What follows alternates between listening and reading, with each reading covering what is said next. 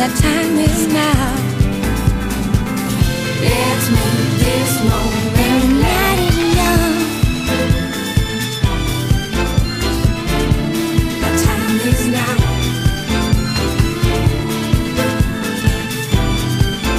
Let's make this moment last. Give up yourself onto the moment. The time is now. Give up yourself onto the moment.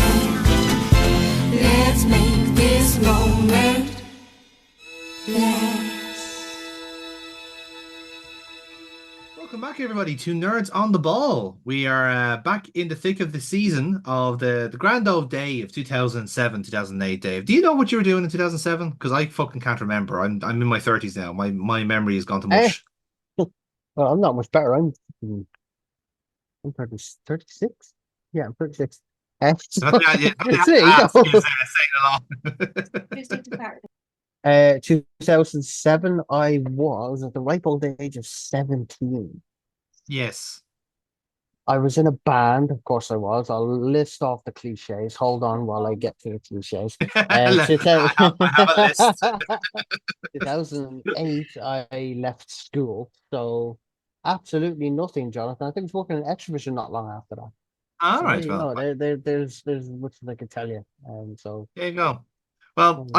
I think I was still in the castle, to be fair, at that point. So if that's the difference between us, I think it would have been in second year. So there you go.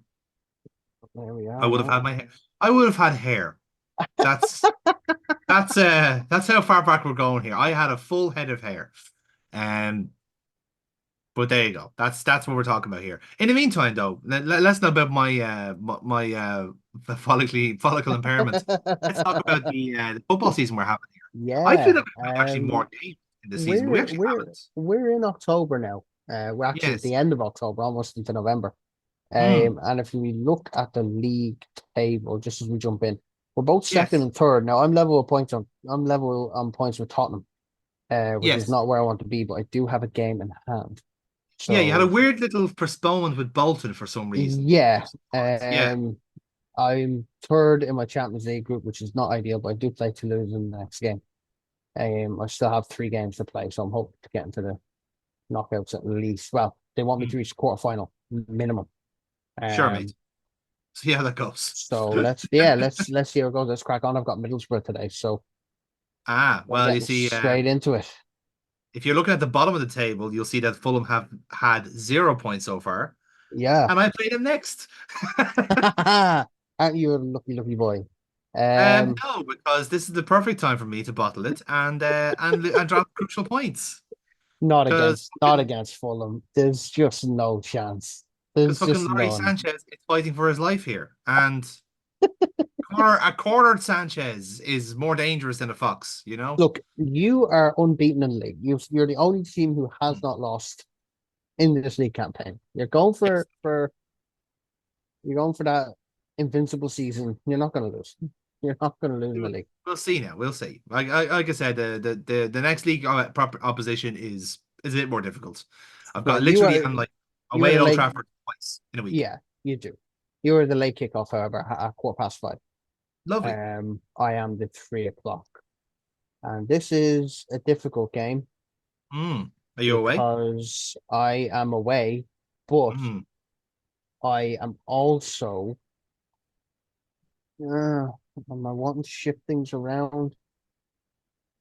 Yeah, I will. I'm gonna go. Yeah, I'm gonna switch to 4-3-3. Okay. Two central midfielders on one hold and two wide players and striker. But I'm gonna shift things around a bit. I'm gonna put Hupia in for Carragher. I want, yeah, Hupia and Naldo in centre. Risa, Finnan, and of course, I am putting one of my highest rated players onto the bench. He's not being out of this squad. Ricardo Vazte. Naturally, I was about to mention him there. Honestly, it's so pleasing to just give a middle finger to every fan in that stadium. It's all that's what it's all about. That's what's spurring me on here. Have you ever had that in real life? Like a signing by like actual like a manager oriented signing that's actually paid off. Because I'm trying to think like has there like all the ones that are like say like the like someone that the manager has put their absolute fucking like all their eggs into the basket. It normally backfires. Like 9 times out of 10, they Yeah, normally fuck it, don't they? Like yeah. I mean, Fellaini at I'm United, sh yeah. Actually, that's a kind of good show. vindicated himself after a while, didn't he? Yeah, he actually did all right after a while. I mean, Yeah. I still didn't reach his Everton people. Mm. So I'm going with Gerard Mascherano, Alonso midfield, Kuhl and Pennant out wide, and Vaz Tate start. So let's see how we get on here. All right, then you're going for maximum work rate there, essentially. Yeah, I'm going for goals, mate. I'm just going for fucking just score, just get goals in the net. Yeah, because famously you haven't been happy with Mr. Fernando Torres lately. So No, I haven't. It yeah, may not. He may just not work with my system. He may not. He may need a bit more service. I don't know. But all I know is, oh, here we go. Tunchai. I hate that guy. Only because he's fucking fuck that guy. fuck that guy. Right, here we go. We are kicking off at the Riverside, Middlesbrough against Liverpool. Here Underway. we Here we go. And I'm really, really looking forward to this one, only because I need to turn a corner here because I have to do something. I'm getting inconsistency I don't like, and that's worrying me a little bit. It's all mm. flooding back to me now. Um, Yeah. In oh, that case, oh, what we got here? We have. Are you watching the game? I am. I'm just Yeah. about to Oh, jump on here. pocket sets, red card. Bye I bye. will I will jump in as Jeff here. So well, we've actually had some early action here at the Riverside, but it's not a goal. It's a red card. Dave Armstrong, tell us all about it. Yeah, Pogatet's gone in really heavy in behind as well. And, the resulting, oh, and it's a resulting goal for Harry Kewell. And it is 1-0 to Liverpool on the resulting free kick from that red card. Pogatet sent off and just a fly boost. So he's coming into the back of Finnan and into literally behind his legs and none of the ball. 1-0 Liverpool.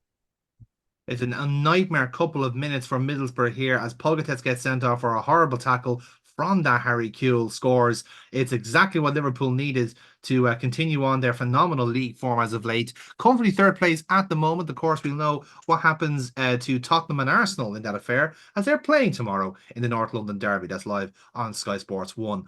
Elsewhere around the grounds today, it's still goal at the moment, but the prominent game you have to say is probably West Ham versus Manchester City. We'll be giving you updates on that as time goes on. The likes of Newcastle as well, also in action away to Derby County.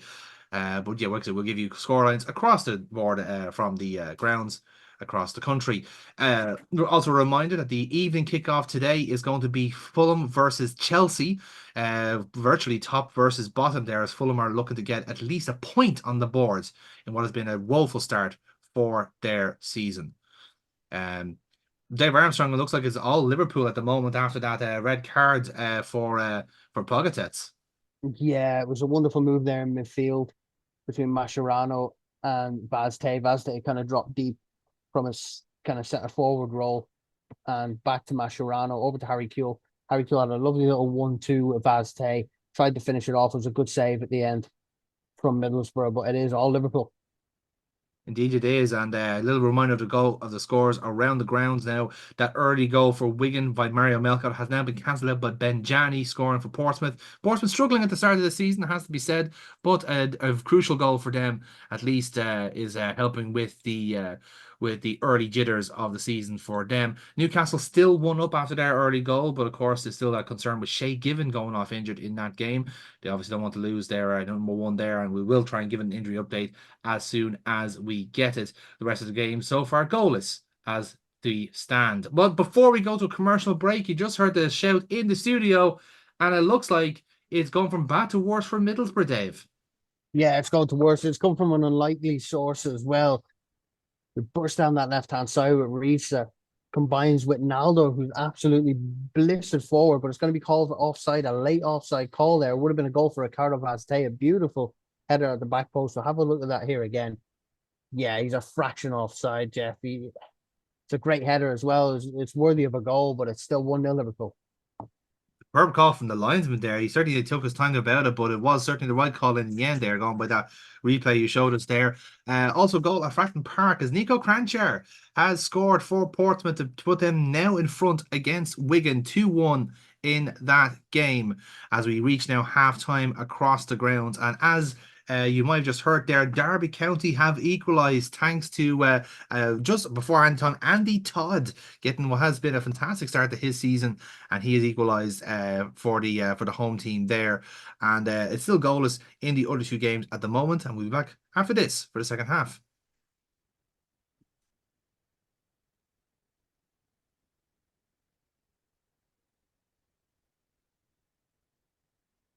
Yeah. Yeah. Go on, hit it. I love that my centre halves are they're literally turning into centre midfielders at this point. In fairness, they haven't got much competition today. No, exactly. That's what I'm loving. They're getting into good spaces. Yeah. Like Naldo's fucking put crosses in. First goal to tell you about it in the second half of these games is at Fratton Park, and Benjani has got a second of the afternoon as he then put Portsmouth comfortably 3-1 ahead now against Wigan Athletic. That'll be great news for Harry Redknapp as he hopes to arrest the very slow start that his team has had to this season. It's still goalless between Blackburn and Birmingham, incidentally, and West Ham versus Manchester City. Still little action to speak about in there, and Derby County are still holding Newcastle to a 1-1 draw at the moment at Pride Park.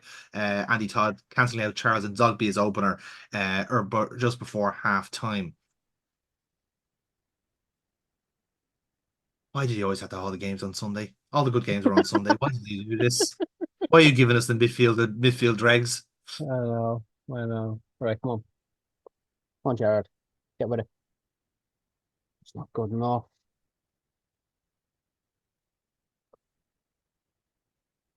He has it, surely. Oh, he missed that. He missed two or three perfectly good chances, man. And we've said before that Derby County really has surprised us here at the start of this campaign, and the surprises continue because they're now 2-1 up against Newcastle. We're going to get confirmation of the goal scorer shortly when we reach to our correspondent. But Derby County now leading against Newcastle after taking that the early goal from Nzogbia. What a comeback from the Rams here. I'd like to point out that this is the exact same season where Derby County had the worst points total in all of Premier League history, and now they're like top table. I'll show you football manager can be wrong. So unrealistic. Honestly. And we can confirm there. Up. So many chances, man. We confirm now it was David Jones who scored that goal for Derby County to put them to three more crucial points for their season. As they were really fancied to be relegation fodder, but at the moment they're mid-table and could get even better depending on how results go this weekend for Derby County.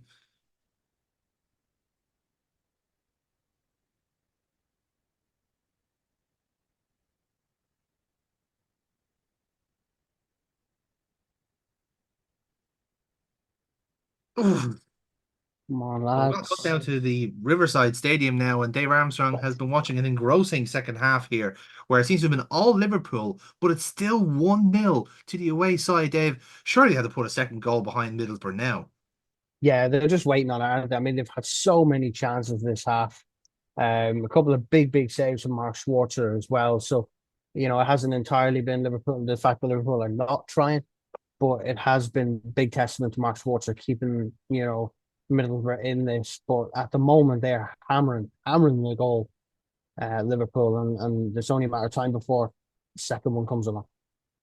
You certainly hope so, at least for the away side's sake, as they look to continue to keep pace with the front-running Manchester United and Chelsea. Elsewhere around the grounds, there's confirmation there that James Milner did miss that penalty for Newcastle, what could be a crucial moment in that game, as it's still currently 2-1 to the home side Derby County. And as well, we have confirmation that Bobby Zamora has scored for West Ham against Manchester City to put the home side one up there at the Boleyn ground. And the goals keep on coming, Dave Armstrong, because you mentioned it just a second ago, and it's finally happened. Liverpool have their second goal of the afternoon. Yeah, it's come from a wonderful cross from Stevie Finnan. He's just come right down this side, as you'd expect. Tries to go as close to byline as possible. And as he's flipped it in, Dirk Kuyt's just in acres of space. He's there on his head. It's not a usual goal scoring ability from Dirk Kuyt, but nonetheless, he's come up towering header into the back of the net. And I think at this point in time, Liverpool should be home and host. Yes, indeed, they are. And so is Portsmouth home and hose now against Wigan 4-1, thanks to David Nugent, who certainly now put the home fans very much now in fine form there at Fratton Park. Very much well needed tonic for their early season woes, and could certainly be more at the moment. Wigan look like they're really struggling here at the moment against the home side. Oh, and it was another goal at the Riverside. Dave Armstrong, you'll have to tell us that one. No, not quite. It couldn't get any closer to that. Stevie Finnan spent his entire time on this right hand side, trying to get balls into the box. He's found a little bit of space. He's gone himself and he's just smashed one right off the post. It's absolutely outrageous. And there you have it again. Straight away, Risa this time has come in and he's flicked that ball over to substitute Peter Crouch, who's headed it down into the net. And it's now 3-0 to Liverpool, just as we were speaking about Stevie Finnan smashing one off the far post. Reese has come in, lob that one over. Crouch just has to head it down as he always does. 3-0 Liverpool. Yeah, Liverpool certainly showing off their array of headers there. The smallest man on the field there, Kite, scores a header. The biggest man on the pitch scores a header in Peter Crouch. It really is a variable amount of headers being scored here at the moment. Again, speaking of scoring, Rolando Bianchi just had an opportunity to equalise for Manchester City from the penalty spot. And he's missed it, can you believe? And it looks like West Ham are going to pick up all 3 points there with that crucial penalty loss in that game. And it is full time across the grounds. And we'll cut down to Dave Armstrong with our first game of the afternoon. A comfortable win at the end, but certainly the red card for Emmanuel Pogatetz, who normally is the heartbeat of the Middlesbrough defence, certainly put shall we say, an early indicator of how this game was going to go for the home team. Yeah, I don't think they had a much of even, if even a shot on goal, Middlesbrough in that game. It was all Liverpool all the time. It was a nice free flow and attacking style of football. They were given so much time on the ball.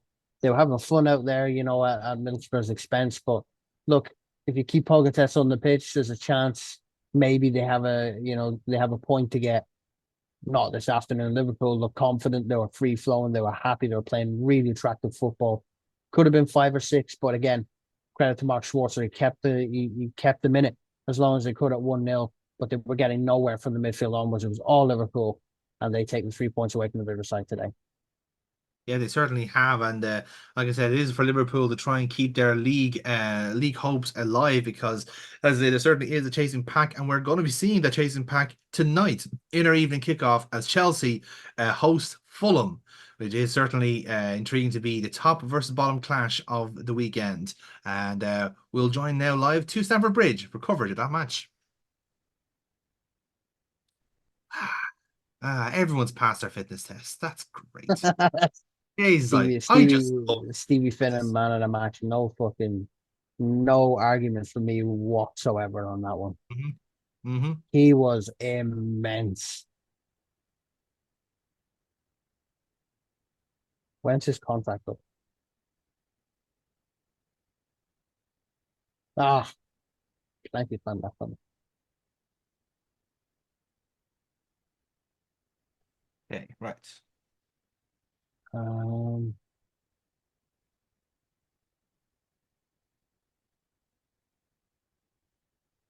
so have a look.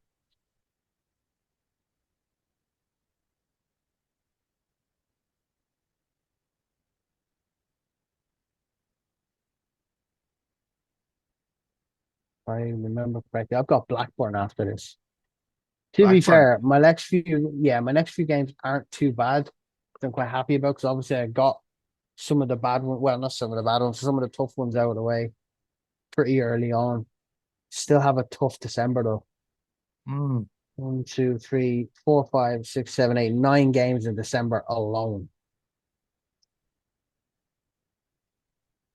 It's gonna be one hell of a month.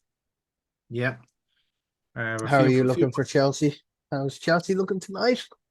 looking good. A few changes to the defense because there's a few players that are looking a little bit tired. So there's a bit of a squad rotation in the back and a Oh, little bit up front, but not massively now, in fairness, because again, I want to keep a few players fresh enough, as it were. But some of them are going to be fair. rested midweek anyway, so it doesn't really matter. But it'd still be nice just to keep the form up anyway. So we've got Belletti and Wayne Bridge coming in anyway on the flanks, and giving John Terry a rest for the night. So Thiago Silva's coming in for him, and Sean Ray Phillips is in for on the right hand side as well. He did all So right for you last time. He actually did all right. he's doing good. Like I said, I think it's just a matter of just keeping everything kind of on the ball really more than anything else, you know. Fair. Um, All right then. Okay, so here we go.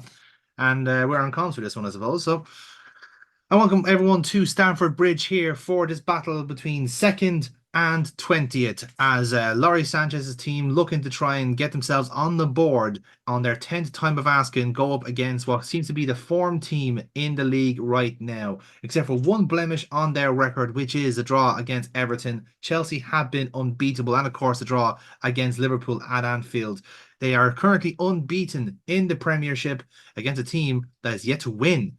This could be any scoreline, and for Fulham, they will need to be at their sharpest and their best to try and keep these Chelsea lines at bay. even a draw puts you top. I know. Belletti with the throw. He finds Essien in space, straight back to his right back. And Belletti gets the ball back off Jimmy Bullard there. There's people lining up in the box there, but he finds Wayne Bridge in the end. Looks like he misplaced the pass, but he forces a save from Keller in the end. And in fact, it wasn't a shot at all. It was Wayne Bridges' shot went completely wayside there. Keller didn't even get a touch on that ball. Right, Phillips now getting away from his man. And again, Kamara just sniffs at the chance there as Chelsea's passing is a little bit complacent, has to be said, at the start of this game. Now Ballack out to the captain, Frank Lampard, finds Drogba, and it's just that easy. It's just that easy for Chelsea as Lampard plays in Drogba. The referee, however, is looking to consult with the linesman there. Is this going to be an offside call from the linesman? Seems to be consulting there. It is going to be called off for offside. And Chelsea's hope was short-lived as Didier Drogba was marked offside there by the linesman. But still, a warning shot for Fulham there that there is a cavalcade of shots to come. Yeah, Chelsea was trying to keep on that trend of getting a goal early and shutting the team out before half time. Proved them well so far in the league, but again, against a Fulham side that's not had a win, that's not had a single point in this campaign, it's always going to be a question of when or if. Chelsea unbeaten in the league, it's always going to be a tough game. Always going to be a tough afternoon. Certainly is. And now Belletti's standing over this ball here now for this free kick. He plays an Essien, which is a ball we've seen quite a lot in this game so far. Belletti, who's been rather usurped by his Brazilian compatriot Rafinha at the start of the season, but gets a nod tonight. Essien played in by Wright Phillips. Lampard, the ball is blocked. And that's a poor header out by Faye, and it's out for a corner. I don't think Faye meant to head it out like that, but it's gone out for a set piece nonetheless. We know how deadly Chelsea have been from set pieces this season. Wayne Bridge over this now. Crosses it in. Got a big scrum there, including Drogba, but ends up being cleared out by Volts. And Bridge crosses back in, but the keeper has it. And Chelsea and Fulham live to fight another day again.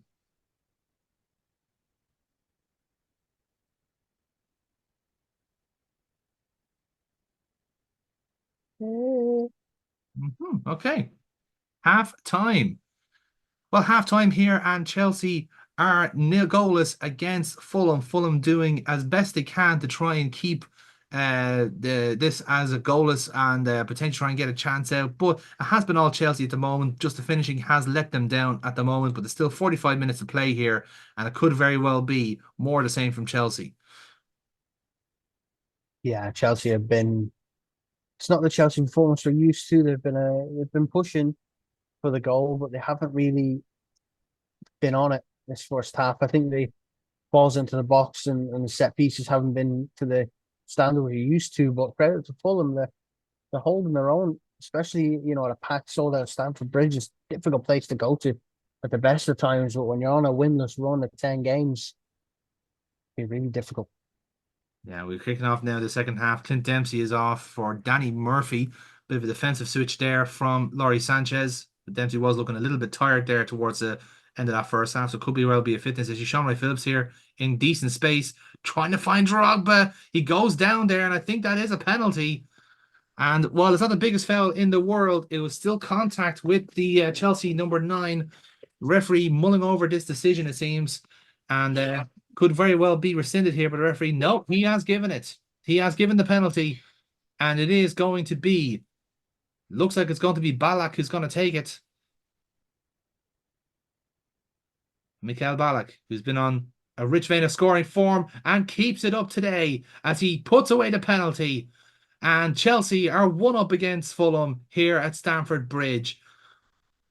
Probably not the way they wanted to take the lead here, but they all count in the end. And Chelsea's run continues in the Premiership. Yeah, it's a silly foul from Jimmy Bullard, especially how well Fulham have been doing in this game. They've just handed Chelsea a goal to put them ahead. And brilliantly taken from Ballack. But again, this is the reason Fulham are winless in this competition. Silly decisions and things like that. Chelsea are only going to go further in this one. So Belletti now with this throw in. There's a few options here to use. Back out to Sen. Finds Belletti now back in space here. Trying to beat his man. He cuts it in, look for Wright Phillips. He hits the post. Surely Wright Phillips was not going for a shot there, but it nearly paid off for the youngster. And cross back in now for Drogba. And it's gone in. Wayne Keller was rooted to the spot there. And Drogba has doubled Chelsea's lead here. But again, are we looking for a late call here from the linesman? And it looks like it's a tight call again. Certainly the Fulham fans and the players are calling for it, but no, there's no flag this time. Didier Drogba gets his goal for tonight, and Chelsea's lead has doubled.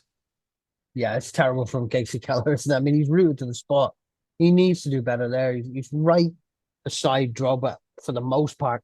He sees the ball coming in. He's just rooted to the spot. He doesn't move. No reaction from him whatsoever. And it's an easy one for Drogba to put away. Yeah, absolutely remarkable scenes there with Keller very much trying to call for the foul. But it is that tenant in football. You play to the whistle, and that is certainly not what Keller did in that instance.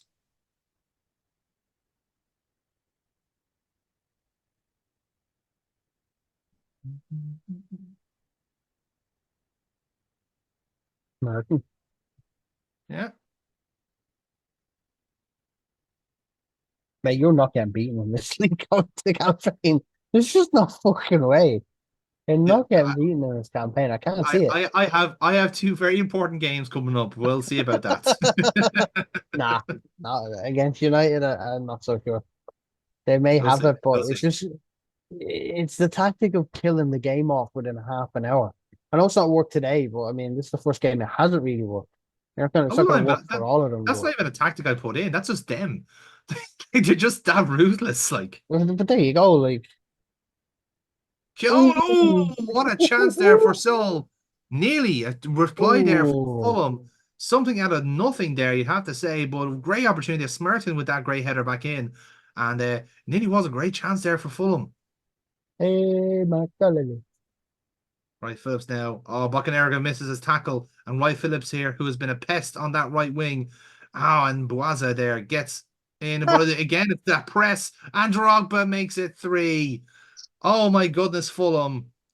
It looked like it was going so well. The defensive structure had just crumbled again there. But look at that. 3 Chelsea players surrounding the Fulham backline there immediately when that ball was played out. But you have to say, Buaza doing so well there. And then plays himself into trouble. All started with a mistake from Bocanegra. But in all honesty, that is atrocious defending, and something has to be done at Fulham because you cannot win the ball in the 18-yard box and expect everything to be rosy because it won't be. And the bottom line is Buaza's at fault there. Bocanegra loses the ball, tries to make up for it at the end. No way Drogba's missing from 4 yards out. There's just no way. and they've come away with it. It's now 3-0. Game is way beyond reach. Yeah, and you really do feel for Fulham here because this could get certainly a lot worse. They've been dogged in their defence in the first half, but Chelsea have just hit the afterburners here in the second. And with players with the ability to bring on players like Andrei Shevchenko and Florin Malouda, you really do have to feel for Fulham here. This could get worse for them before this match is over. Mikel now to take this corner, and I think it's the referee is indicating that there was a handball in that. I think it could have been Buasa who handballed, and it looks like it could be a penalty here. He's now looking for speak to the linesman here about this again, and it is a penalty. Chelsea get their second penalty of the afternoon, and one will assume it will be Mikel Ballack who's going to score, who's going to certainly insist on taking this goal. He is going to take it, and it slips through Keller's hands. It goes through, and Chelsea rack up another 4 goals at home.